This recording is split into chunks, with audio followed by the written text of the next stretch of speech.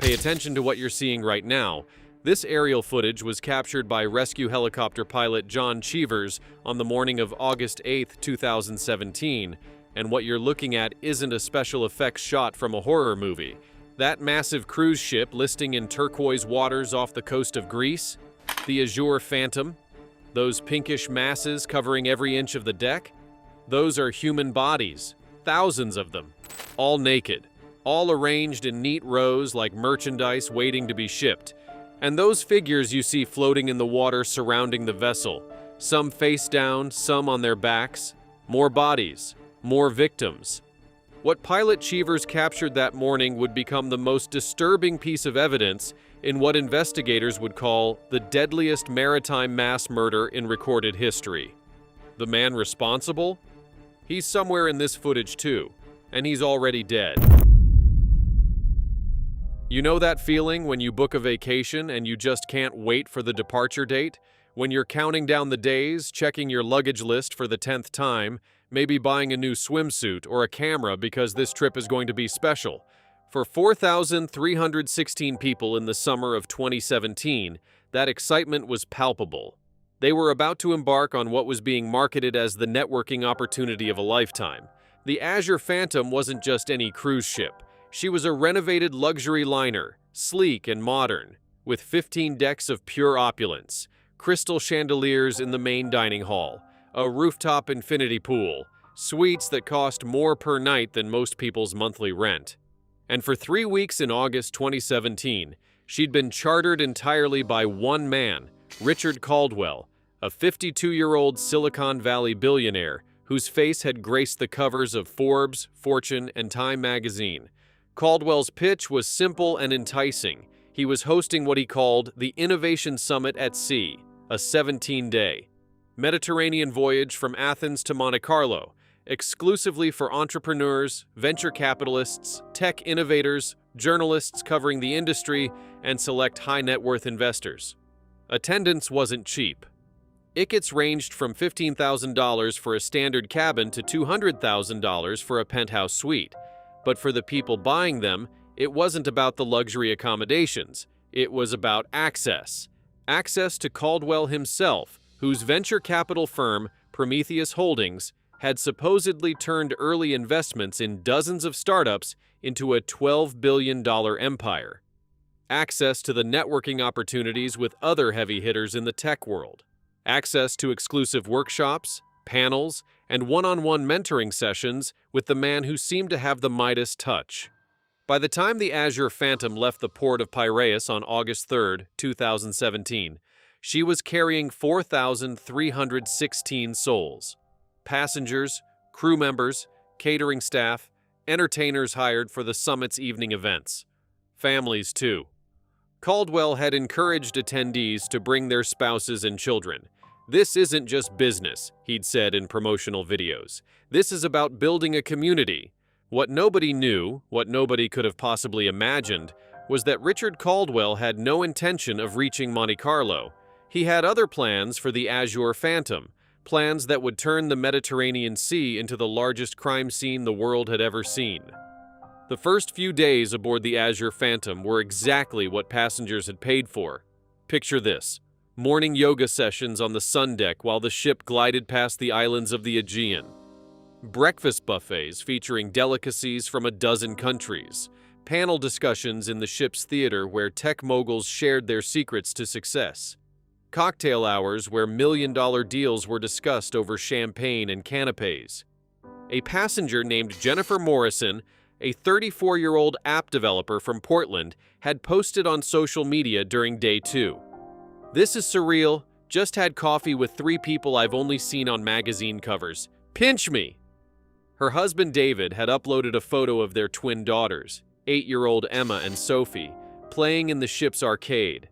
The post was captioned, "The girls think this is what all vacations should be like. I'm inclined to agree." Another passenger, Marcus Chen, a financial journalist for TechWeek magazine, had been commissioned to write a feature piece about the summit. His notes from those early days painted a picture of carefully orchestrated brilliance. Caldwell was everywhere, it seemed. Greeting passengers by name in the corridors, joining tables at dinner, leading impromptu Q&A sessions by the pool. He was charming, approachable, brilliant, everything his reputation promised. But here's what made it even more horrific. While passengers were networking and sunbathing and toasting to their good fortune, Caldwell's real plan was already in motion. On August 5th, the ship's original security team, 12 experienced maritime security professionals hired by the cruise line, were quietly replaced. Passengers didn't notice. Why would they? The new team wore the same uniforms, had the same badges, appeared equally professional. But these weren't security guards. They were private military contractors, handpicked by Caldwell and flown in via helicopter under the guise of being additional protection, given the high-profile nature of the passenger manifest. The ship's captain, Dimitris Papadopoulos, a 30-year veteran of maritime service, did notice. He questioned Caldwell about the change during a private meeting on August 6th. We know about this meeting because Captain Papadopoulos kept meticulous logs, and those logs were later recovered from the ship's bridge. His final entry read, "Mr. Caldwell insists the security change is necessary. I've expressed my concerns officially. Something feels wrong, but I'm contractually obligated to continue. God help us all."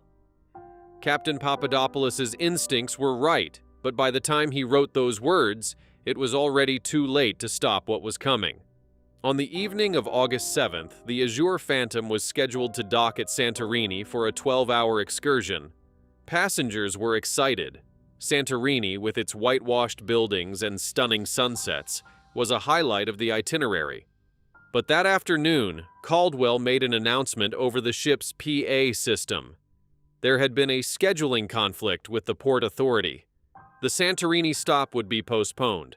Instead, they'd be making an unscheduled stop at a smaller, less touristy island the following day, where Caldwell had arranged for an exclusive experience. Some passengers grumbled about the change, but most took it in stride. After all, they were being treated like royalty. What was one altered itinerary item? That night, at approximately 11:47 p.m., the ship's ventilation system was activated in a way it had never been designed for. Let me paint you a picture of what happened next, because it's crucial to understanding the absolute horror of this case. The Azure Phantom's HVAC system was state-of-the-art, capable of cycling fresh air throughout the entire vessel every 90 minutes. But Caldwell's team had modified it. Over the course of the previous 48 hours, while passengers had been attending seminars and enjoying gourmet meals, Caldwell's contracted security team had been installing canisters of VX nerve agent into the ventilation system's main distribution points.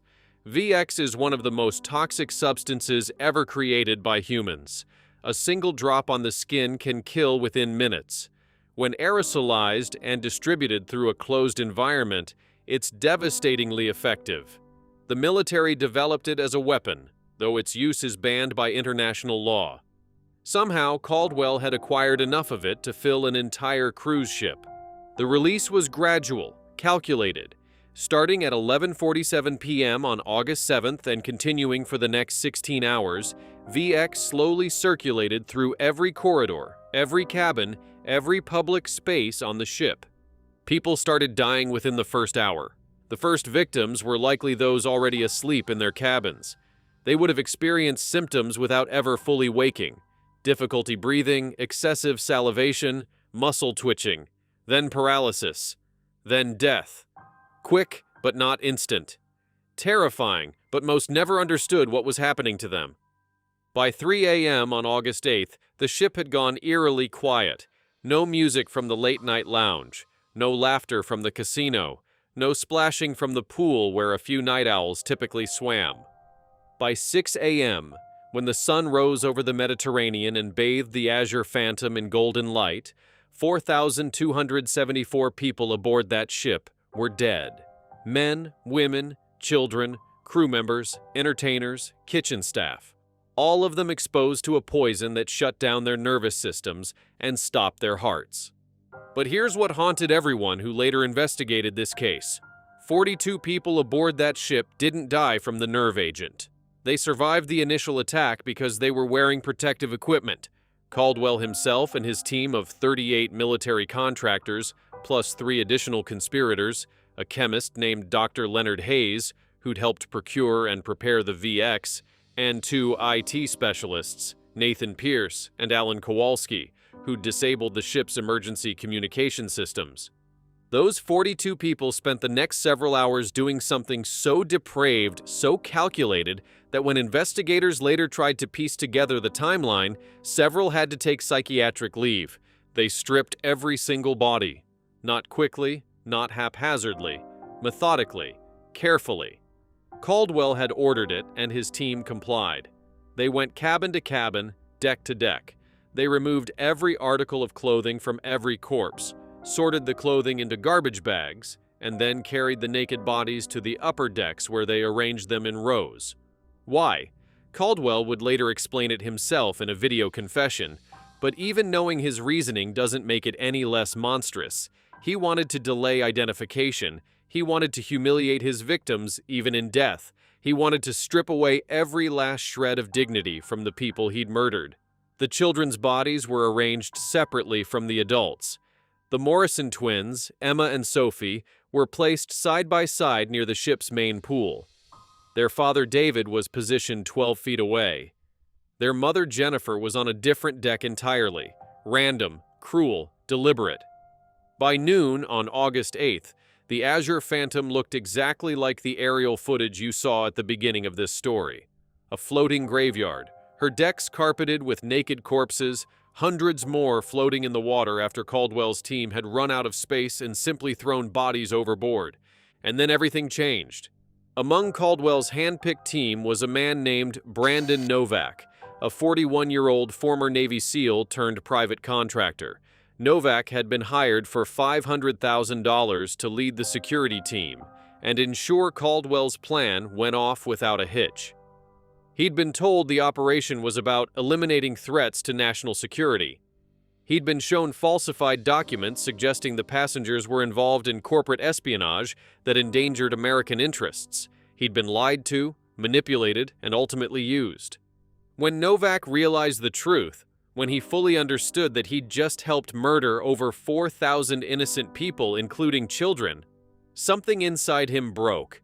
His own daughter, Lily, was 13 years old. She lived in Virginia with Novak's ex-wife. He carried her photo in his wallet, and as he stood on the deck of the Azure Phantom that afternoon, looking at the body of a girl about Lily's age, he couldn't do it anymore. At 2:17 p.m. on August 8th, Brandon Novak walked into the ship's bridge where Richard Caldwell was sitting in the captain's chair, sipping whiskey and reviewing video footage he'd recorded of the previous hours. "Why?" Novak asked him. Just that one word. Caldwell looked up, smiled, and said, "Because they were going to take everything from me." Novak shot him 3 times in the chest. Then he methodically hunted down the other 37 contractors, Dr. Hayes, Pierce, and Kowalski. The ship's security camera footage captured some of these killings.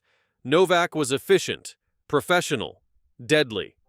Within 45 minutes, everyone who'd helped Caldwell orchestrate the massacre was dead. Everyone except Novak himself. He gathered all the weapons, threw them overboard, then went to the ship's bridge and sent out a mayday call. "This is the Azure Phantom," he said, his voice steady despite everything.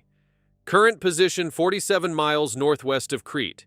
We have a mass casualty event. Everyone is dead. I repeat, everyone is dead. Send help." Then Brandon Novak walked to the ship's highest deck, stood at the railing overlooking the sea of bodies he'd helped create, and put his own service weapon to his head. The Greek Coast Guard received Novak's mayday at 3:04 p.m. By 3:30 p.m., the first helicopter was airborne. At 4:52 p.m., pilot John Cheevers spotted the Azure Phantom and began circling, trying to comprehend what he was seeing. "Central, this is Rescue 7. Cheevers radioed back to base. "I'm going to need you to send everything you have, and call the Americans. I don't even know how to describe this." The first responders who boarded the Azure Phantom that evening would later describe it as descending into hell itself. Picture yourself in their position for a moment. You're a Coast Guard officer or a Greek naval specialist. You've been briefed that there's been some kind of incident on a cruise ship, but nobody's told you what to expect because nobody knows. You rappel down from a helicopter onto the upper deck, and the first thing that hits you isn't the visual horror, though that comes soon enough. It's the smell. 4,000 bodies decomposing in Mediterranean summer heat for nearly 12 hours creates an odor that defies description. Several responders vomited immediately. 2 had to be evacuated due to panic attacks. Lieutenant Andreas Constantinou, the first Greek naval officer to reach the bridge, found Captain Papadopoulos dead in his quarters, still in his uniform. The captain's log was open beside him, that final entry about his concerns regarding Caldwell visible on the page. In the ship's server room, investigators found the bodies of IT specialists Pierce and Kowalski slumped over their equipment. Nearby, a laptop still displayed the code they'd written to disable the ship's satellite communication systems and GPS transponders. They'd isolated the Azure Phantom from the world, making sure nobody could call for help when the killing began. Dr. Leonard Hayes was discovered in what had been converted into a makeshift chemical laboratory in one of the ship's cargo holds. Surrounded by empty VX canisters and protective equipment, he'd been shot twice by Novak. On a workbench nearby, investigators found detailed notes about the nerve agent's deployment, including calculations for concentration levels needed to ensure 100% lethality within target timeframe. And in the bridge, they found Richard Caldwell's body, slumped in the captain's chair, Novak's bullets having torn through his chest. His laptop was still open, still playing the confession video he'd recorded just hours before his death. That video. God, that video. It would take investigators weeks to watch it all the way through. 47 minutes of Richard Caldwell calmly explaining in meticulous detail why he'd killed 4,274 people. "My name is Richard Caldwell," he began, raising a glass of whiskey to the camera. "And if you're watching this, I'm either under arrest or I'm dead. Either way, I want you to understand why this was necessary." What followed was the confession of a man who'd been living a lie for 11 years. Prometheus Holdings, Caldwell's supposedly brilliant venture capital firm, had never been successful. Not really. The early wins that built his reputation? Fabricated. The startup success stories? Companies he'd claimed to invest in, but hadn't. The returns he'd reported to investors? Completely fake. Richard Caldwell had been running a Ponzi scheme since 2006. For over a decade, he'd been using money from new investors to pay returns to earlier investors, all while siphoning millions into offshore accounts. By early 2017, the scheme had grown so large and so complex that collapse was inevitable. Investors were asking questions. Journalists were digging into discrepancies in his reported holdings. Regulatory agencies had begun informal inquiries. "I built an empire on air," Caldwell said in the video, his tone conversational, almost friendly. "And empires built on air eventually fall. I knew that. What I didn't know was how to accept it." Here's the thing about Caldwell's victim selection, the part that made investigators' blood run cold. He'd specifically targeted people who could expose him. The Azure Phantom passenger manifest read like a hit list. There were 73 investors who'd recently demanded audits of their accounts, 18 financial journalists, including Marcus Chen, who'd been investigating Prometheus Holdings, 41 accountants and financial analysts who'd discovered irregularities, former Prometheus employees who'd grown suspicious and might talk, securities regulators who'd been invited under the guise of a transparency initiative. But Caldwell hadn't just invited his potential accusers. He'd encouraged them to bring their families, partners, children. Because in Caldwell's twisted logic, he needed to eliminate not just the people who could expose him, but anyone who might continue their work after they were gone. "I wanted them to face eternity the way they came into this world," Caldwell explained in the video, his eyes cold and clear. "With nothing, no dignity, no possessions, no power over me. I wanted their last contribution to the world to be as specimens in the largest crime scene in human history. They wanted to destroy what I'd built. I destroyed them first. He talked about the planning, how he'd spent 18 months preparing the Azure Phantom operation, how he'd recruited Novak's team through cutouts and lies, how he'd obtained the VX through contacts in the black market arms trade, how he'd tested the ventilation system modifications on a smaller scale first, using the crew of a cargo ship as guinea pigs. Yes, you heard that right. This wasn't Caldwell's first mass murder. In March 2017, a cargo ship called the Morning Star had been found adrift in the Indian Ocean with all 17 crew members dead. The official investigation had concluded it was likely carbon monoxide poisoning from a faulty generator. They'd been wrong. It had been Caldwell's test run. I needed to know if the dispersal rate would work, he said in the video, as casually as if he were discussing a science experiment. The Morning Star proved the concept. The Azure Phantom was simply scaling up. The video concluded with Caldwell reading names, all 4,274 names of the people he'd murdered. It took him 32 minutes. He read them alphabetically, like a shopping list, sipping whiskey between sections. Morrison David, Morrison Emma, Morrison Jennifer, Morrison Sophie. Every family member, every individual, he named them all. When international investigators began arriving, the scope of the crime scene became clear. This wasn't just a murder investigation. This was a catastrophe that spanned multiple countries and jurisdictions, victims from 47 nations, legal questions about maritime law, international terrorism statutes, chemical weapons conventions. The FBI sent a team of 37 agents. Interpol coordinated with agencies from dozens of countries. Greek authorities had nominal jurisdiction since the ship was found in their waters, but everyone understood this case was too massive for any single nation to handle alone. Lead investigator Maria Santos, a veteran FBI special agent who'd worked on major terrorism cases, was appointed to head the International Task Force. Her first order of business was organizing the victim identification process. But here's what made it even more horrific. Caldwell's decision to strip the bodies had worked exactly as he'd intended. Without clothing, without personal effects, with thousands of corpses in various states of decomposition, identification was a nightmare. Forensic teams set up a massive operation in a Greek naval facility. Dental records, DNA samples, fingerprints when possible. They worked around the clock. Families from 47 countries were desperately waiting for confirmation of what they already knew in their hearts. Jennifer Morrison's mother, Patricia, flew from Portland to Athens immediately. "I just need to know," she told reporters outside the naval facility. "My daughter, my son-in-law, my grandbabies, I need to bring them home."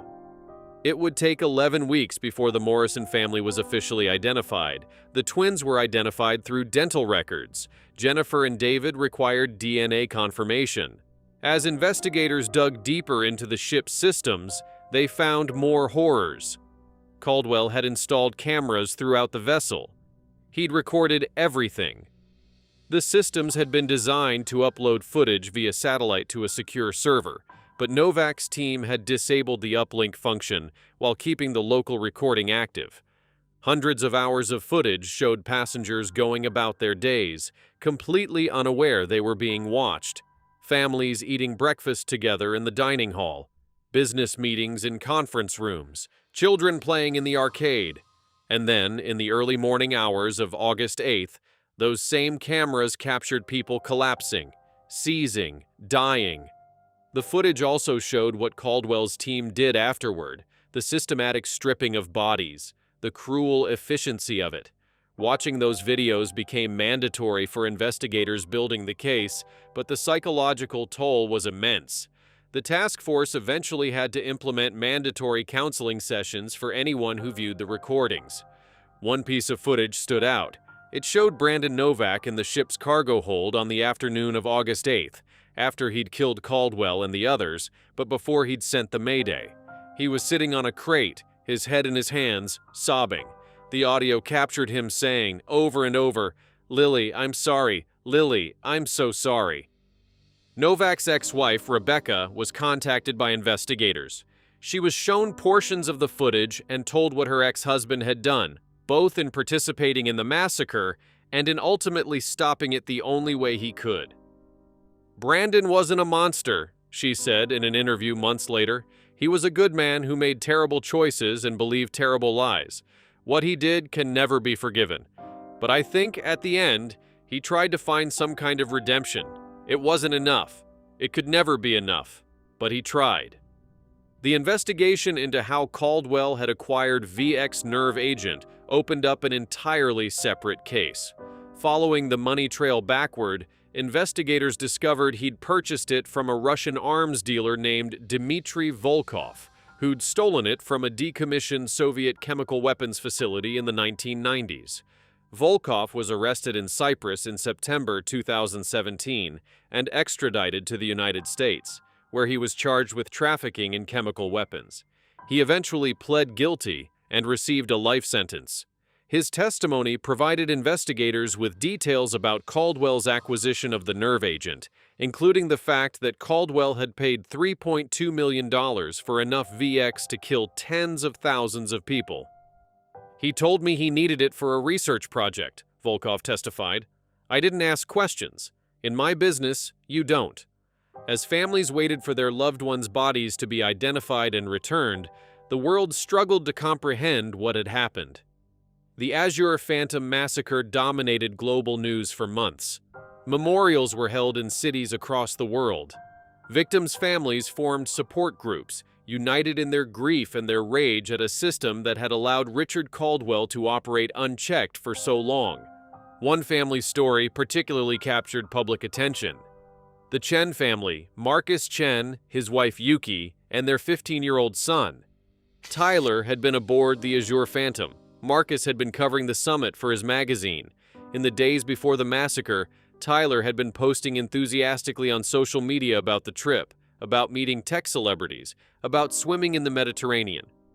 Tyler's final post, made on the evening of August 7th, just hours before the VX was released, showed a photo of the sunset over the ocean. The caption read, "This has been the best week of my life. Can't believe we still have 10 more days." Tyler's high school in San Francisco held a memorial service that drew over 1,000 people. His best friend, a student named Jordan Martinez, gave a eulogy that left not a dry eye in the auditorium. Tyler was excited about everything, Jordan said, his voice breaking. He was excited about school, about his future, about this trip. And someone took all of that away from him. Took it away from all of them. For what? For money? For pride? I don't understand. I'll never understand. None of them would ever understand. How could anyone? As the investigation stretched into its third month, Special Agent Maria Santos and her team had assembled a picture of the crime so comprehensive, so detailed, that there was no mystery left about what had happened or who was responsible. The problem was that the primary perpetrator was dead. Richard Caldwell couldn't stand trial. His co-conspirators were all dead too, killed by Brandon Novak, who'd then killed himself. From a legal perspective, the case was closed before it began. But from a justice perspective, from a closure perspective for the families, there was work to be done. The International Task Force decided to pursue several paths forward. First, they would hold official inquiries in multiple countries to formally establish the facts of the case. Second, they would pursue criminal and civil cases against Prometheus Holdings and anyone associated with Caldwell's business who might have had knowledge of the fraud or the massacre plan. Third, they would use the evidence gathered to push for reforms in maritime security and financial regulation. The evidence that tied everything together, the piece that transformed this from a tragic mass murder into a documented case study in premeditated evil, came from multiple sources. But the most crucial was that helicopter footage you saw at the beginning. Remember John Cheevers, the rescue pilot? The footage he captured wasn't just the first visual confirmation of the massacre. It was a comprehensive aerial survey that showed the precise positioning of every body on the ship's decks. And when that footage was compared with Caldwell's own video recordings and the forensic analysis of the crime scene, a chilling pattern emerged. The bodies hadn't been arranged randomly. Caldwell had ordered his team to organize them by demographic categories: business executives in one section, journalists in another, families grouped together. It was systematic, methodical, and it demonstrated beyond any doubt that this wasn't a spontaneous act of violence. This was planned, executed, and documented by a man who wanted the world to see his handiwork. The aerial footage became the centerpiece of the official inquiry. It was played in hearing rooms in Washington, London, Tokyo, and Athens. Each time, the reaction was the same: stunned silence, then tears. But the investigation also uncovered something investigators hadn't expected: evidence that Richard Caldwell might have had inside help that went beyond the people aboard the Azure Phantom. Financial records recovered from Caldwell's offshore accounts showed payments to a maritime security consulting firm called Aegis Solutions, totaling $8.7 million between 2016 and 2017. Aegis Solutions, it turned out, was a shell company operated by a man named Viktor Kozlov, a former Russian naval officer who specialized in providing specialized security services to high-net-worth clients. Kozlov had helped Caldwell recruit Brandon Novak's team. He'd been the intermediary who connected Caldwell with Dmitry Volkov for the VX purchase. He'd provided technical expertise on the ventilation system modifications, and he'd done all of this from a comfortable office in Dubai, never once setting foot on the Azure Phantom or putting himself at risk. When investigators connected the dots, they realized Kozlov was still alive, still free, still operating. An international manhunt was launched. Kozlov, sensing the walls closing in, went into hiding. He moved from Dubai to Moscow, where he believed Russian authorities wouldn't extradite him. He was wrong. Russian President Vladimir Putin, facing intense international pressure and genuinely horrified by the scale of Caldwell's crime, made a rare exception. In November 2017, Russian security services arrested Viktor Kozlov and transferred him to international custody. Kozlov became the only living person directly involved in the Azure Phantom massacre to face trial. His trial, held in The Hague under special international tribunal procedures established for the case, began in March 2018. Prosecutors presented the mountain of evidence: financial records, communications between Kozlov and Caldwell, testimony from the arms dealer Volkov, and forensic evidence from the ship itself. Kozlov's defense argued that he'd believed he was helping Caldwell with a legitimate security operation, that he hadn't known about the true nature of the plan. The prosecution demolished this argument by presenting encrypted emails recovered from Kozlov's servers. In one, dated July 15, 2017, Kozlov wrote to Caldwell, "Your shopping list is complete. The specialized air filtration materials you requested will be delivered as discussed. I trust this will resolve your passenger concerns permanently." Specialized air filtration materials was code for the VX canisters. Passenger concerns was code for the people Caldwell planned to murder. The trial lasted 4 months. The prosecution called 87 witnesses, including family members of victims, investigators, forensic specialists, and financial experts who detailed how Prometheus Holdings' fraud had set everything in motion. Patricia Morrison, the grandmother of Emma and Sophie, was among those who testified. She brought photos of her granddaughters to the stand, held them up for the court to see. "These are not statistics," she said, her voice steady despite her tears. "They were children. They were my family. And that man," she pointed at Kozlov, "helped end their lives for money.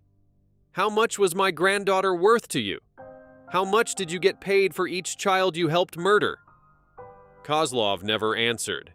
He sat silent throughout the trial, showing no emotion. The verdict came on July 23, 2018. Guilty on all counts: conspiracy to commit murder, facilitation of chemical weapons use, and crimes against humanity.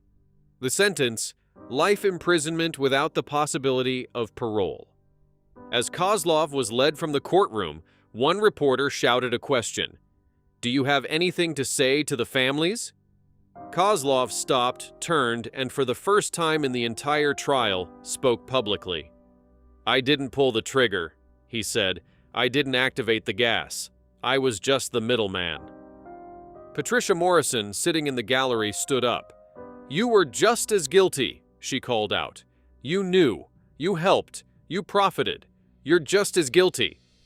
Kozlov was transferred to a maximum security prison in France, where he remains to this day. But the legal proceedings didn't end with Kozlov's conviction. Civil lawsuits were filed against the estate of Richard Caldwell, against Prometheus Holdings, against the cruise line that had operated the Azure Phantom, even against the banks that had helped Caldwell hide his fraud for so many years.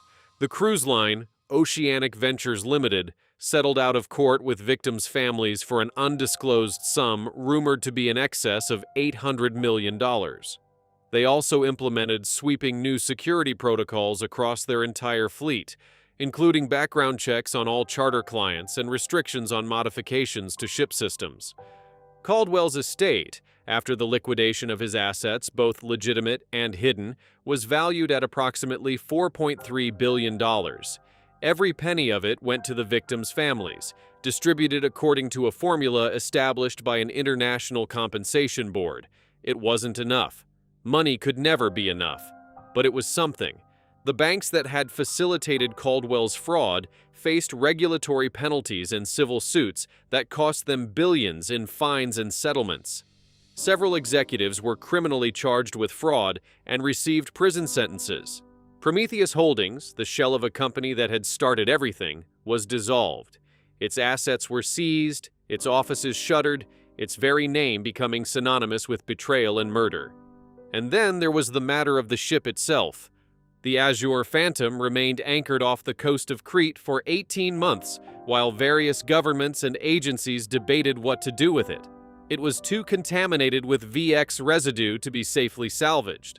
Towing it to a decommissioning facility risked environmental disaster. Sinking it seemed disrespectful to the victims. Finally, in February 2019, an international agreement was reached. The Azure Phantom would be cleaned as thoroughly as possible, then deliberately sunk in deep water and designated as a maritime memorial. The coordinates would be publicly recorded, and the site would be protected as a grave. On March 8, 2019, representatives from 47 nations gathered on ships surrounding the Azure Phantom. Families of victims who wanted to attend were there too, including Patricia Morrison. A brief ceremony was held. No speeches, just silence, and a bell tolled 4,274 times, once for each victim. Then the Azure Phantom was scuttled. She sank slowly, taking nearly 2 hours to disappear beneath the Mediterranean waves. Families threw flowers into the water, some threw photographs, some threw letters they'd written to their lost loved ones. Patricia Morrison threw 2 stuffed animals, a bunny and a bear, that had belonged to Emma and Sophie. "Rest now," she whispered as the ship vanished. "You're home." The Azure Phantom now rests in 3,000 feet of water. Diving is prohibited at the site. A permanent buoy marks the location, with a plaque that reads, "Here lies the Azure Phantom, and the memory of 4,274 souls. May they rest in peace and never be forgotten." The aftermath of the Azure Phantom massacre rippled through the world in ways both expected and surprising. Maritime law was fundamentally reformed. New regulations required independent security verification for all chartered vessels. Background checks on charter clients became mandatory. Limits were placed on modifications to ship systems. The goal was simple: prevent anyone from ever again using a cruise ship as a weapon. Financial regulation was strengthened too. The SEC and international equivalents implemented new oversight procedures designed to catch Ponzi schemes earlier. Whistleblower protections were enhanced. Penalties for financial fraud were increased. But perhaps the most significant change was cultural. The Azure Phantom massacre forced a global conversation about the costs of unchecked ambition, about the dangers of building empires on lies, about the human consequences of white-collar crime. "My daughter believed in the meritocracy," Patricia Morrison said in an interview 2 years after the massacre. She believed that hard work and talent would be rewarded, that the people at the top had earned their place through brilliance and innovation. Richard Caldwell destroyed that belief. He showed us that sometimes the people we admire most are nothing but con artists with good PR. That's a hard lesson, but it's one we need to learn. The families of the victims formed an organization called the Azure Phoenix Foundation, dedicated to supporting survivors of mass violence and advocating for stronger fraud prevention and maritime security. Patricia Morrison served as its first president. The foundation's work has helped pass legislation in 17 countries. It's provided support to thousands of families affected by various tragedies. It's turned grief into action, loss into purpose. "I can't bring them back," Patricia said at the foundation's 5-year anniversary gala. "Nobody can. But I can make sure their deaths meant something. I can make sure this never happens again." Individual families found their own ways to cope, to remember, to move forward. Rebecca Novak, Brandon's ex-wife, struggled with the complexity of her feelings. Her ex-husband had participated in a massacre but had ultimately tried to stop it. He was both villain and hero, both monster and broken man seeking redemption. "Lily asks me about her father sometimes," Rebecca said in a therapy session recorded for a documentary about the massacre. "She's 17 now, old enough to understand the complexity. I tell her the truth, that her father did terrible things for what he thought were good reasons, and when he realized the truth, he tried to make it right. I don't know if that's enough. I don't know if there's any answer that makes sense." Lily Novak herself, now a young woman, has spoken publicly about her father's role in the massacre. In a powerful essay published in the New York Times on the 5th anniversary of the tragedy, she wrote about growing up as the daughter of a mass murderer who also tried to be a hero. "I carry 2 truths with me every day," she wrote. "My father helped kill 4,274 innocent people, including children my age. And my father stopped it from getting worse by killing the people responsible, including himself. These truths don't cancel each other out. They exist together, permanently contradicting each other, permanently true. I've learned to live with that contradiction because I have no choice." Lily went on to study psychology, specializing in moral injury and the psychological trauma experienced by people who participate in atrocities. Her work has been groundbreaking, offering insights into how ordinary people can be manipulated into committing extraordinary evil, and how some find their way back to their moral compass even after crossing unthinkable lines.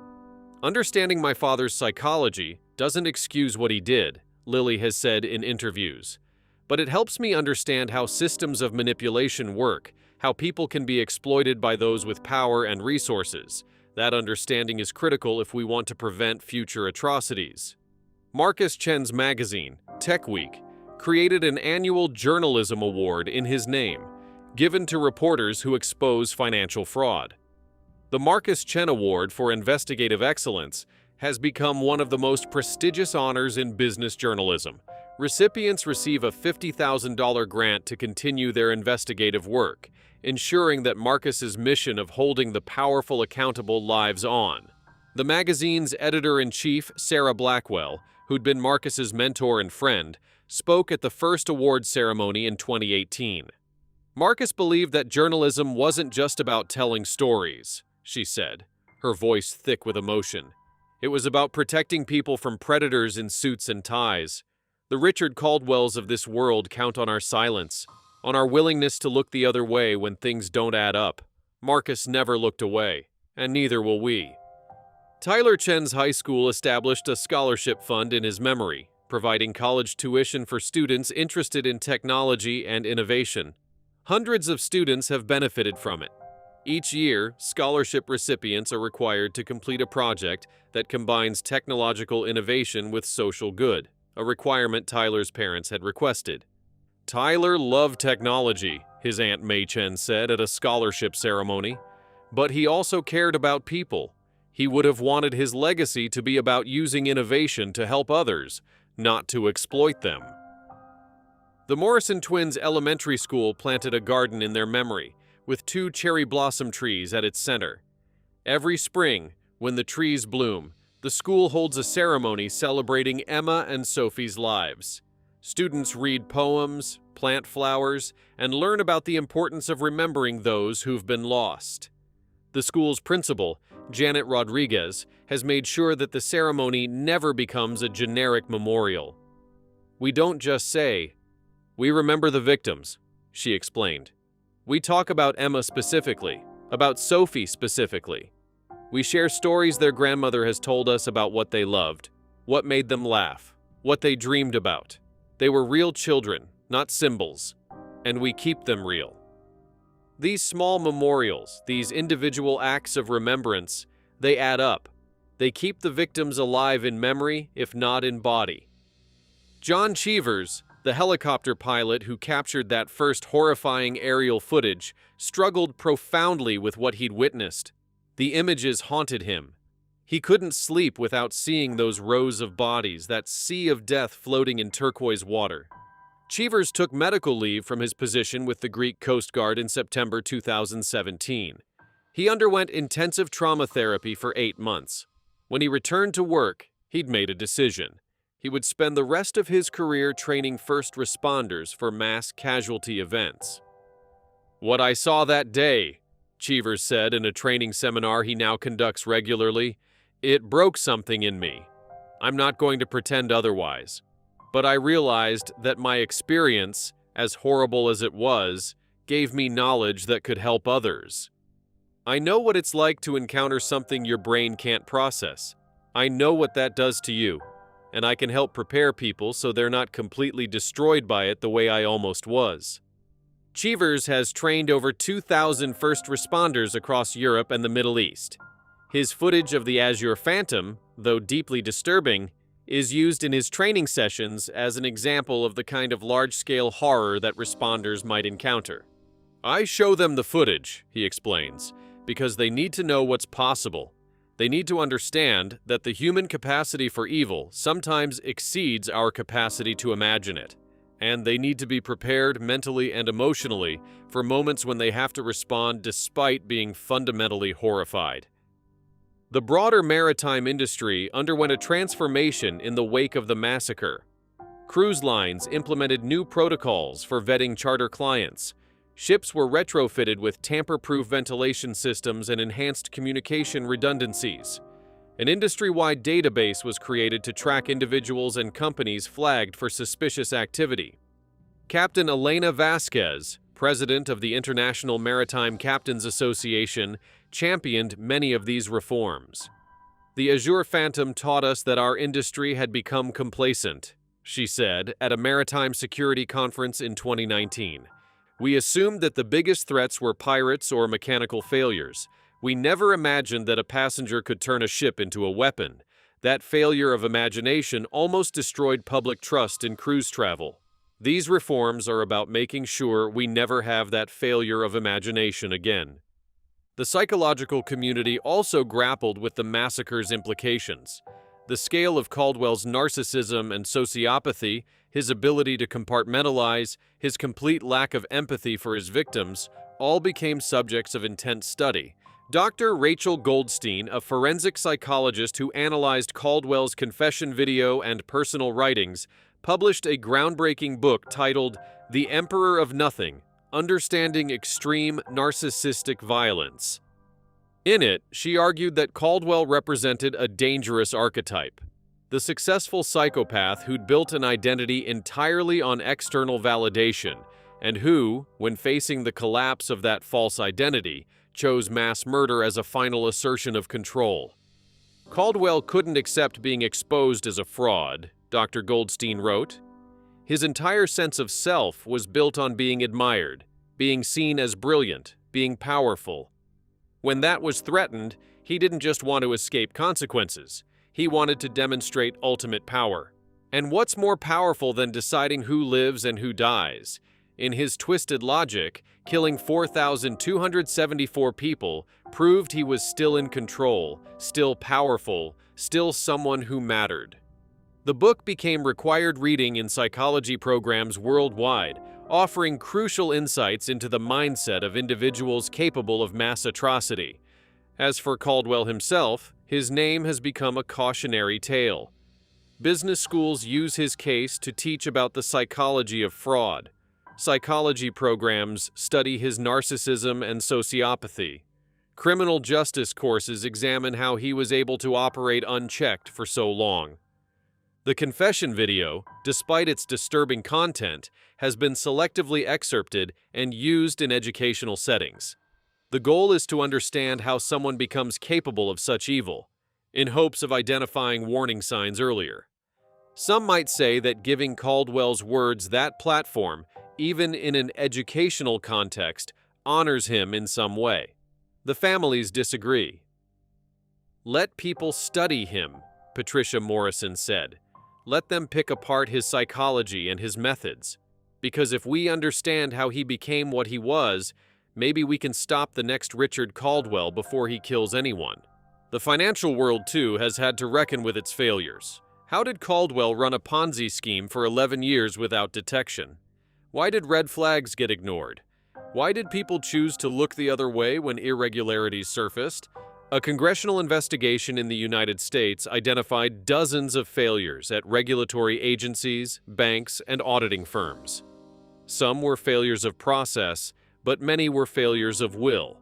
People didn't want to believe that someone as successful and charismatic as Caldwell could be a fraud. They wanted to believe the story he was selling.